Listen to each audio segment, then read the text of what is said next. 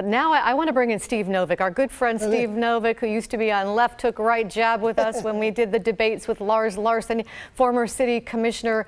Steve, great to have you with us. You were watching the results, and you're especially interested in that position for Chloe Eudaly, the incumbent. That was your position. She beat you in the last election, and I find it fascinating that you have endorsed her. Tell us about that.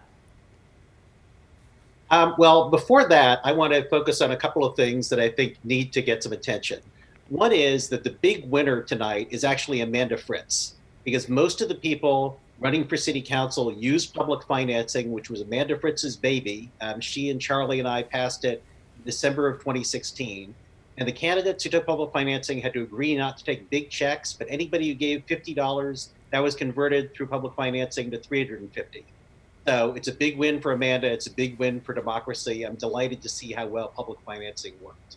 Also, you've talked a bit about Carmen Rubio, but I think people need to understand how extraordinary it was what she did. Carmen Rubio did not start off as a well-known person. She'd never run for office before, but she was so well respected among Portland political insiders that nobody who was regarded as a high-profile, serious candidate ran against her, and she ran outright. That, to me, is just amazing and a tribute to the reputation that she's built over the years in Portland. Another thing that I think is remarkable is that the homeless services tax, which is a tax on rich people, passed without strong opposition, as you noted, from the business community. And normally the business community is violently against progressive income taxes. But in this case, I think they saw that homelessness is the #1 issue in people's minds. Progressive income tax is the easiest thing to pass, so they went along with it. My hat's off to them. So, are you still with me? I'm still with you, Steve.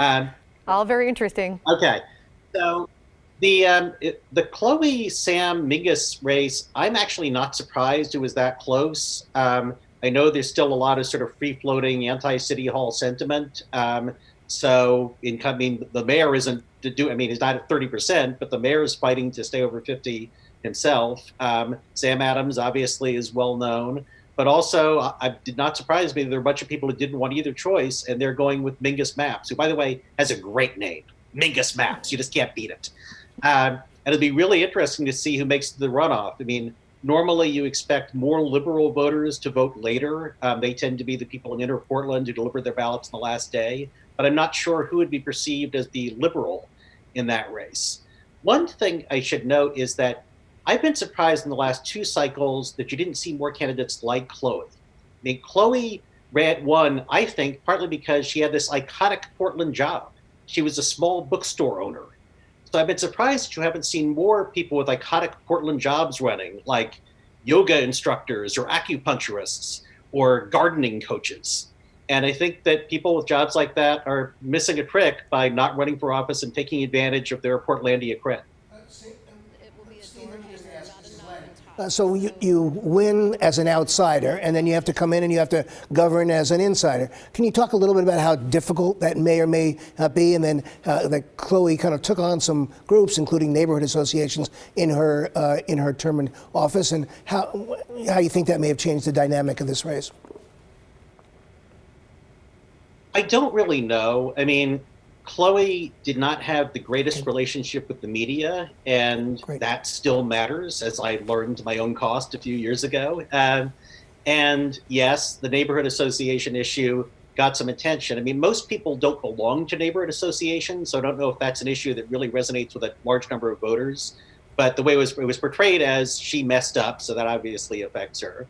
But also, again, I think that there's a lot of people who just see that the city is still struggling with high housing prices and homelessness and are not satisfied with the incumbents.